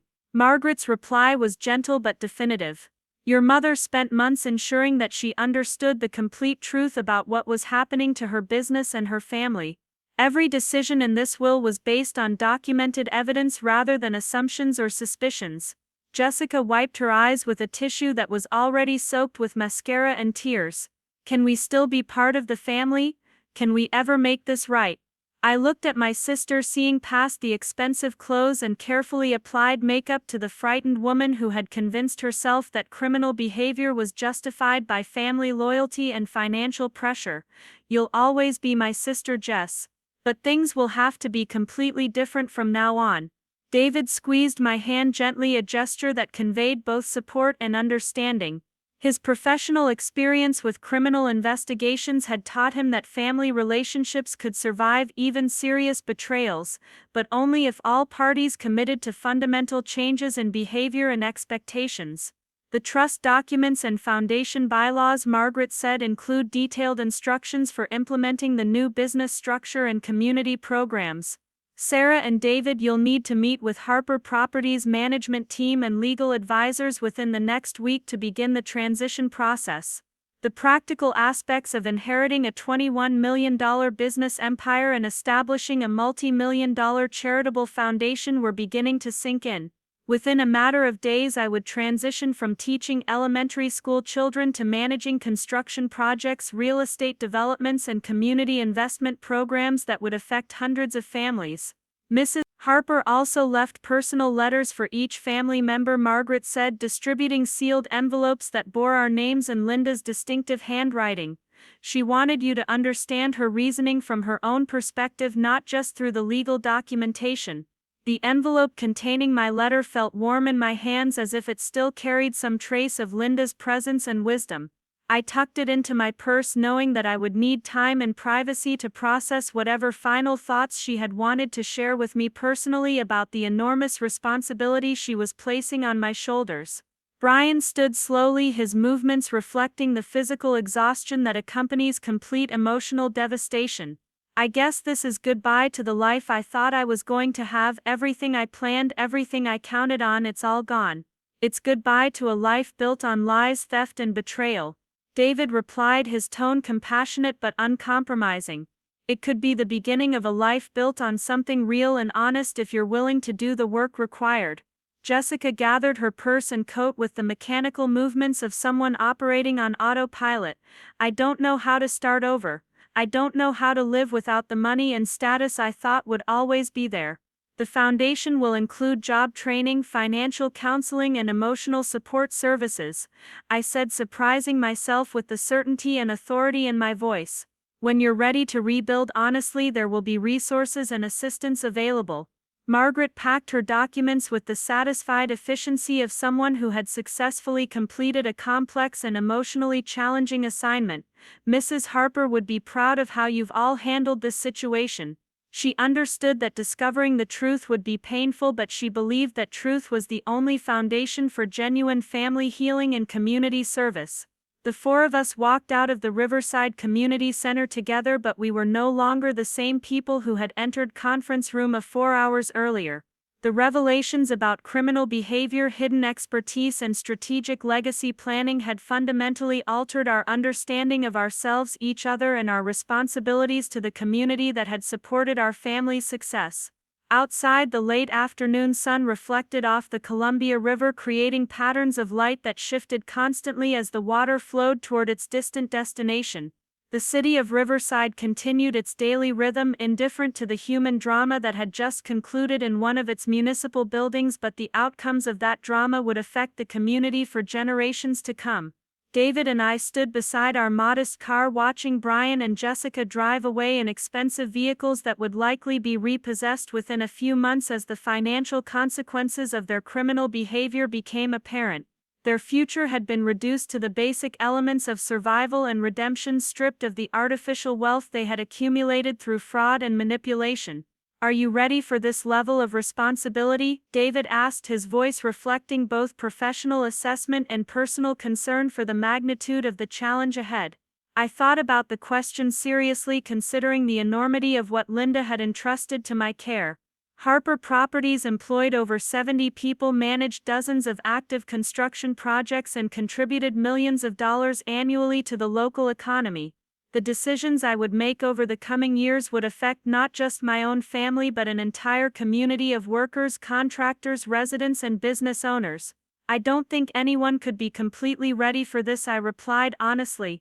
But I think that's exactly why Linda chose me, not because I was prepared or experienced, but because I was willing to learn, grow, and put community service ahead of personal enrichment. David nodded, his expression reflecting the analytical mindset that had made him successful in his federal investigative work. The business fundamentals are extremely sound. The reputation is excellent. The market conditions are favorable. The main challenge will be maintaining the ethical standards while expanding the community impact programs and preventing any return to the criminal behavior patterns. 2 years later, Harper Properties had not only completed its transition to B Corporation status but had become a model for other family businesses seeking to balance profit with social responsibility. The Linda Harper Community Foundation had launched affordable housing initiatives that provided homes for over 300 families, small business development programs that created more than 200 new jobs, and educational scholarships that enabled dozens of young people to attend college or vocational training programs. Brian had found steady employment as a project coordinator at a regional construction company, work that allowed him to use his knowledge of the industry while rebuilding his relationship with honesty and ethical business practices from the ground up. His monthly restitution payments were being made consistently ahead of schedule, and his quarterly financial audits showed no evidence of any continued criminal activity or deceptive behavior. Jessica had completed a community college certification program in nonprofit management and had taken a full-time position coordinating volunteer programs for a regional food bank. The transition from her previous lifestyle had been difficult and often painful, but she was gradually learning to find genuine satisfaction in work that created tangible value for people in need rather than extracting wealth from others through manipulation. Marcus had resigned from his investment banking position before the money laundering allegations became public knowledge, avoiding criminal charges but permanently ending his career in financial services. He was working as a financial literacy instructor for a community development organization, using his expertise to help low-income families understand budgeting, savings, and legitimate investment strategies. David had successfully transitioned from federal consulting work to serving as Harper Properties' chief financial officer and the Linda Harper Foundation's strategic director, bringing his expertise in fraud prevention and ethical business practices to bear on expanding both organizations' community impact programs. His work involved not just financial management and oversight but designing systems and procedures that would ensure both Harper Properties and the Foundation remained forces for positive community change rather than vehicles for personal enrichment. The letter Linda had left for me contained 3 pages of handwritten text that I had read countless times over the months following the will reading.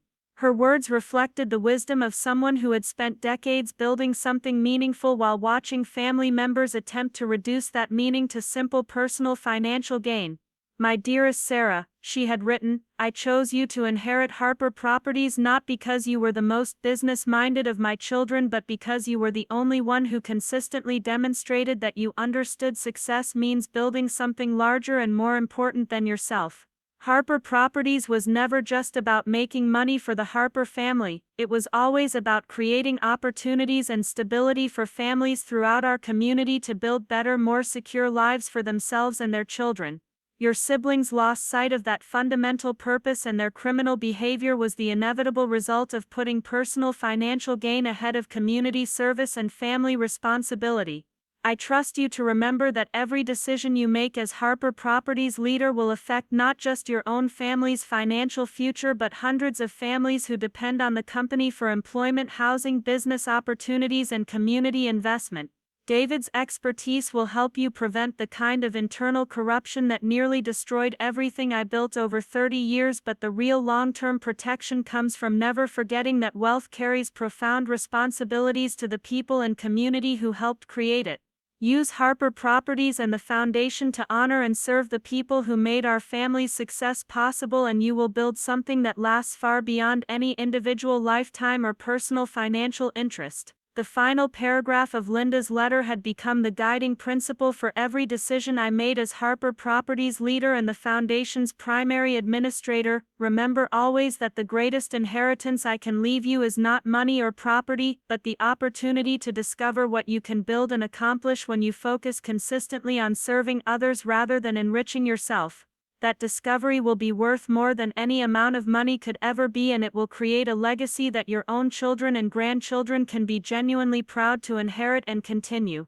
Standing in my office at Harper Properties headquarters 2 years after that life-changing day in the community center conference room, I understood that Linda's true gift had not been the $21 million business empire or even the opportunity to establish a major charitable foundation. Her real gift had been the chance to transform inherited wealth into a mechanism for community service and positive social change.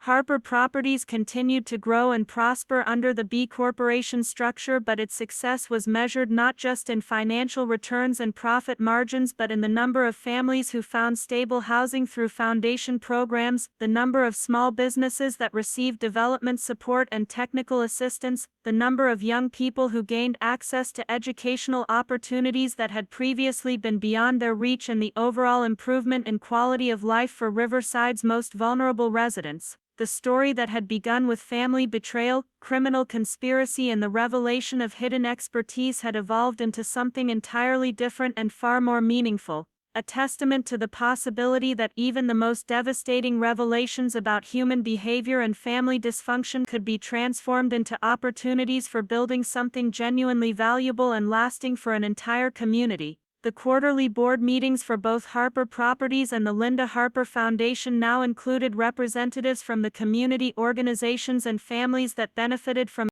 our programs. Their voices ensured that our business decisions remained grounded in real community needs, rather than abstract financial projections or personal preferences. Every major construction project Harper Properties undertook included provisions for affordable housing units, local hiring requirements, and environmental sustainability measures that exceeded industry standards. The additional costs were more than offset by the community goodwill, employee loyalty, and long-term market advantages that resulted from ethical business practices.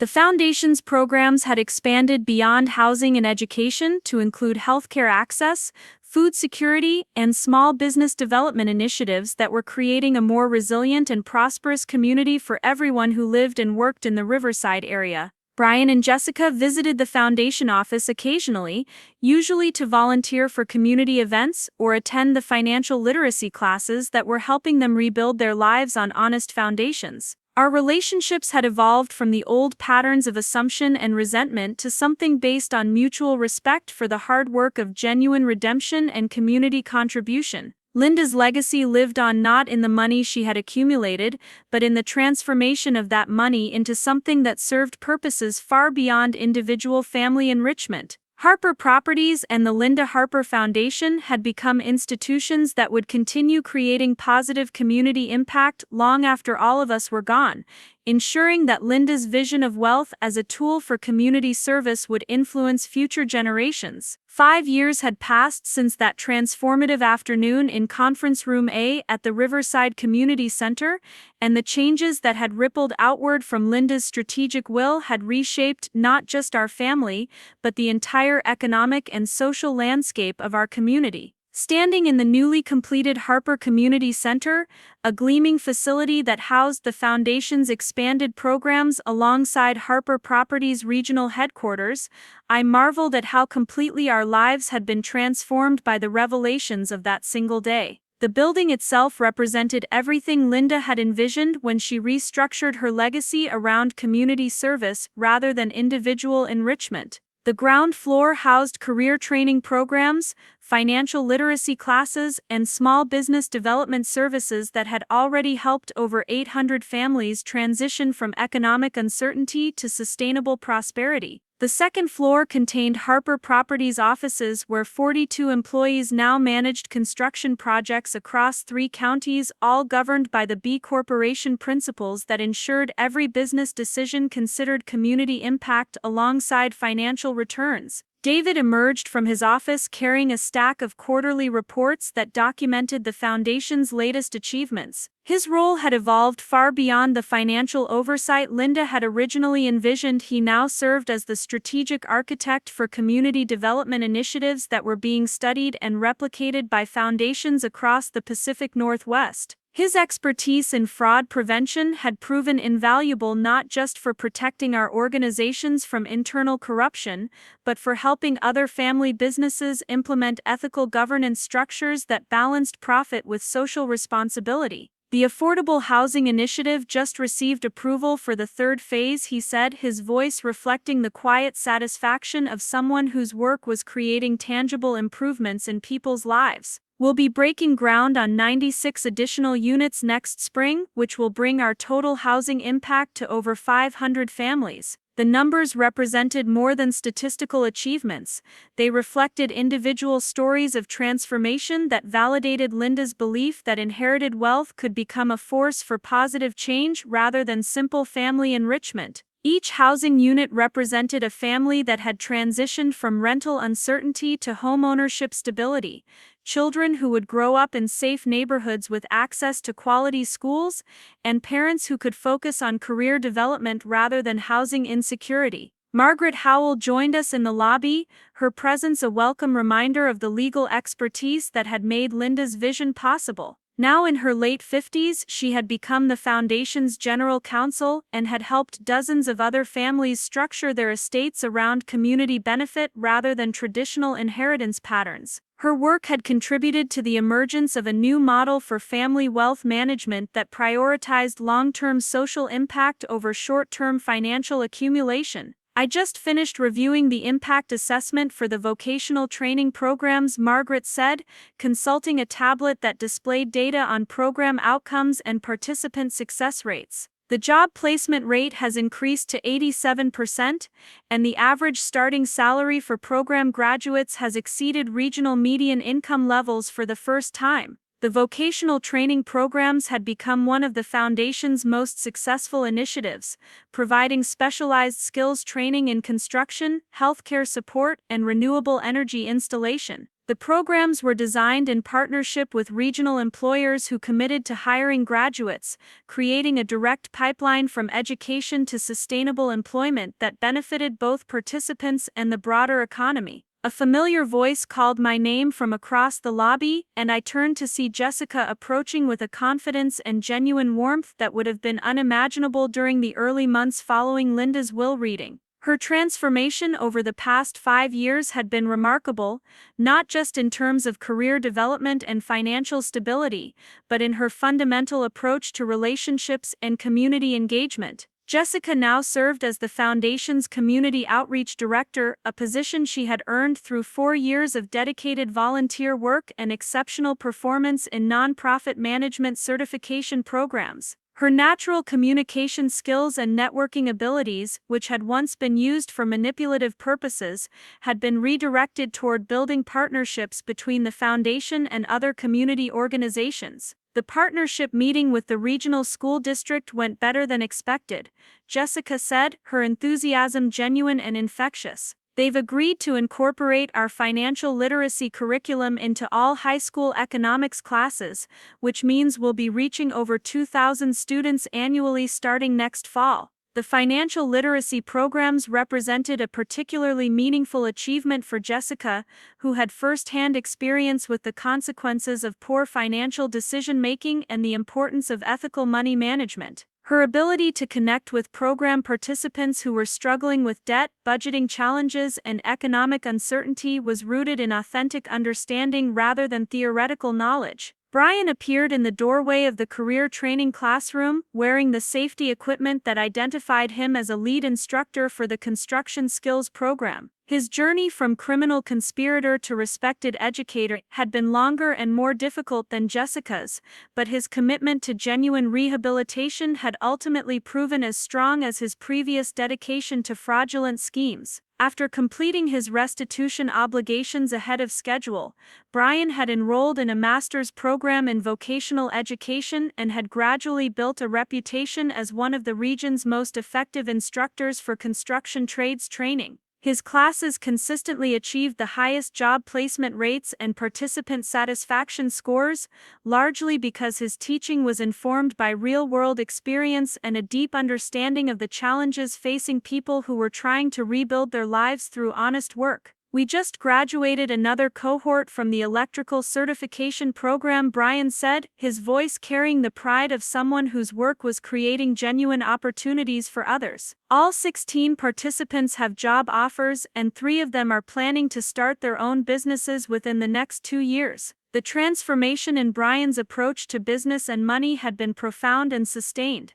Where he had once viewed every situation as an opportunity for personal extraction and short-term gain, he now focused on creating value for others and building systems that would provide long-term benefits for entire communities. His experience with the consequences of criminal behavior had given him unique insights into the importance of ethical decision-making and accountability structures. Marcus entered the lobby from the Financial Counseling Center, carrying a briefcase filled with materials for the debt management workshop he conducted twice weekly for Foundation clients. His career transition from investment banking to community financial education had been challenging, but his expertise in financial analysis and investment strategy had proven invaluable for helping low-income families develop long-term wealth-building strategies. The microloan program just reached a major milestone, Marcus announced, his voice reflecting genuine excitement about the achievement. We've now provided startup capital for over 150 small businesses, with a repayment rate of 94% and an average job creation rate of 3 positions per loan. The microloan program had become one of the Foundation's most innovative initiatives, providing small amounts of capital to aspiring entrepreneurs who lacked access to traditional business financing. The program combined financial support with mentorship, business planning assistance, and ongoing technical support that helped ensure the success of new ventures. The success rates exceeded those of most commercial lending programs, largely because the Foundation's approach prioritized long-term business sustainability over quick profit generation. Loan recipients were required to participate in comprehensive business planning courses and were paired with experienced mentors who provided guidance throughout the startup process. David pulled out his phone to share a message he had just received from the State Economic Development Office. They want to feature our B Corporation model in their statewide conference on sustainable business practices. Apparently, our approach to balancing profit with community impact has become a template that other companies are trying to replicate. The recognition reflected the broader influence that Linda's vision was having beyond our immediate community. Harper Properties' success in maintaining strong financial performance while prioritizing social responsibility had demonstrated that ethical business practices were not only compatible with profitability but could actually enhance long-term competitive advantages. Other family businesses across the region had begun adopting similar governance structures, creating a network of companies that measured success through community impact as well as financial returns. The model was being studied by business schools and policy organizations as an example of how private enterprise could address social challenges while maintaining economic sustainability. Margaret consulted her tablet again, pulling up financial data that documented the Foundation's growth and impact over the past 5 years. The annual budget has grown to $12 million, with funding sources now including federal grants, corporate partnerships, and individual donations in addition to Harper Properties' profit sharing. The diversification of funding sources had been crucial for ensuring the Foundation's long-term sustainability and independence. While Harper Properties remained the largest single contributor, the Foundation now receives support from dozens of other businesses, government agencies, and individual donors who had been inspired by the results of Linda's approach to wealth management. The federal grants had been particularly significant, providing resources for expanding programs and conducting research on community development strategies that could be replicated in other regions. The Foundation had become a model for how private philanthropy could leverage public resources to achieve greater community impact than either sector could accomplish independently. A group of recent program graduates entered the lobby, their faces reflecting the confidence and optimism that came from achieving educational and career goals that had once seemed impossible. Among them was Maria Santos, a single mother who had completed the Healthcare Support Certification program and was now working as a medical assistant while pursuing her nursing degree through the Foundation's Continuing Education Scholarship program. "I wanted to thank you personally," Maria said, approaching our group with a smile that radiated genuine gratitude. The training program didn't just give me job skills, it gave me hope for a future I never thought would be possible for my family. Stories like Maria's had become common throughout our community, representing the individual transformations that validated Linda's belief in the power of strategic philanthropy to change lives. The Foundation's programs had created pathways from poverty to prosperity for hundreds of families, but more importantly, they had demonstrated that such transformations were possible when people were given access to quality education, financial support, and ongoing mentorship.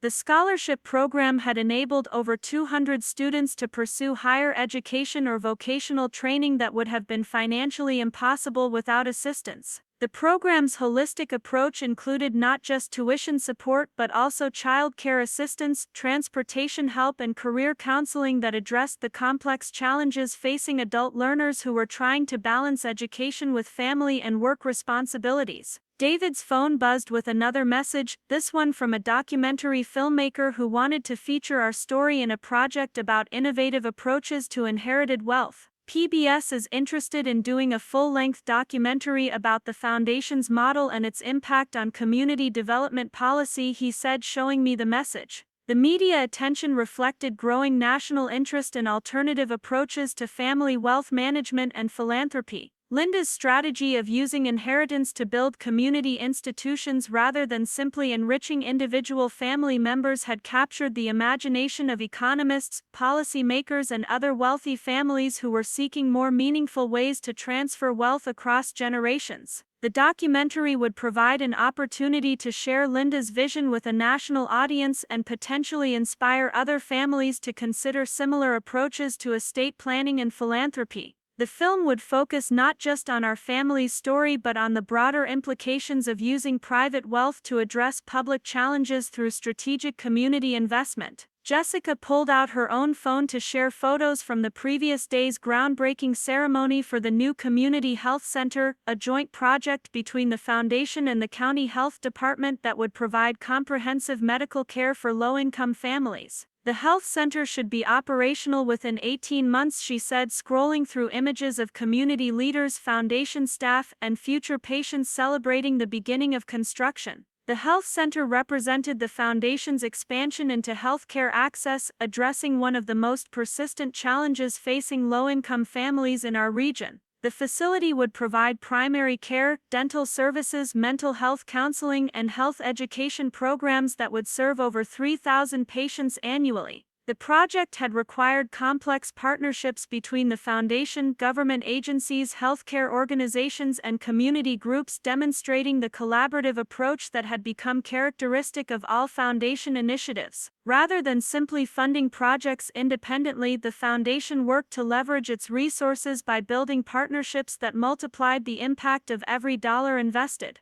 Brian checked his watch and mentioned that he needed to return to his afternoon class where a new cohort of students was beginning their training in renewable energy installation. The solar panel installation program is exceeding all expectations, he said, his voice reflecting professional pride in his students' achievements. We're not just teaching technical skills, we're preparing people for careers in the fastest-growing sector of the regional economy. The renewable energy training program had emerged from the Foundation's commitment to environmental sustainability and economic development. As the region's economy shifted toward clean energy technologies, the program was ensuring that local residents would have access to well-paying jobs in the emerging green economy. Graduates from the program were finding employment with solar installation companies, wind energy developers, and energy efficiency contractors throughout the Pacific Northwest. Many were earning significantly higher wages than they had in previous jobs while also contributing to environmental goals that would benefit future generations. Margaret gathered her materials and prepared to leave for a conference call with Foundation trustees and community partners who were planning the next phase of program expansion.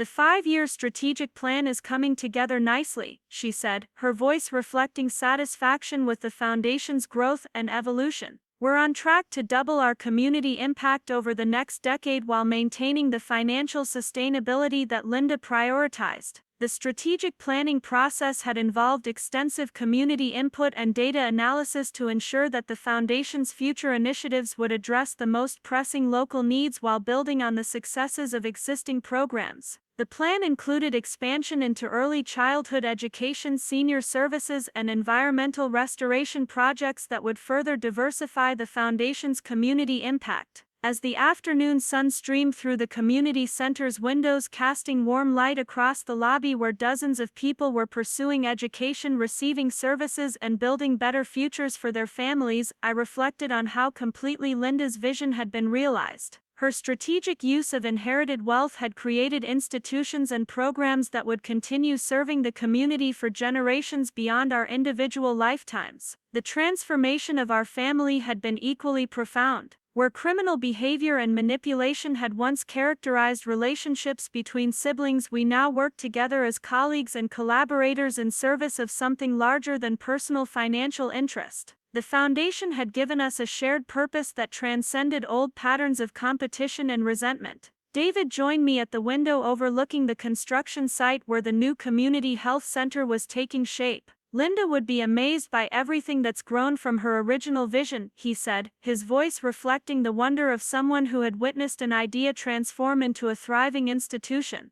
The health center, like all foundation projects, bore a small plaque that would acknowledge Linda's vision while emphasizing the collaborative effort that had made the project possible. Her legacy lived not in monuments to individual achievement but in the ongoing work of institutions dedicated to community service and social justice. The story that had begun with family betrayal and criminal conspiracy had evolved into something that honored Linda's memory while creating lasting positive change for thousands of people. Her strategic transformation of inherited wealth into community investment had demonstrated that family fortunes could serve purposes far beyond individual enrichment. As I prepared to leave the community center for my evening class at the regional university, where I was completing a master's degree in nonprofit management, I understood that Linda's greatest gift had been the opportunity to discover what we could build when we focused on serving others rather than accumulating personal wealth. The foundation's work would continue expanding and evolving, but its core mission would remain unchanged, transforming inherited privilege into shared opportunity, private wealth into public benefit, and family legacy into community transformation. Up next, you've got two more standout stories right on your screen. If this one hit the mark, you won't want to pass these up, just click and check them out.